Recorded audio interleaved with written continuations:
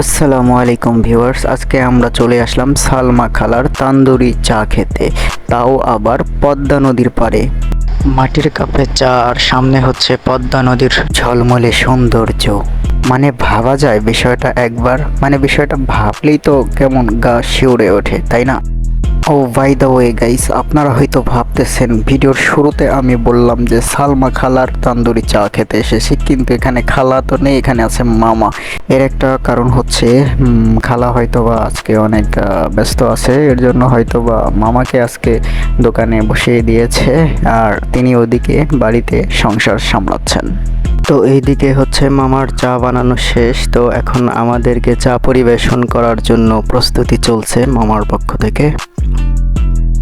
তো ভিউয়ার্স, এরকম আরও সুন্দর সুন্দর অনেক ভিডিও পেতে আমাদের চ্যানেলটি সাবস্ক্রাইব করুন আর ফেসবুক পেজটিকে ফলো দিয়ে পাশেই থাকুন।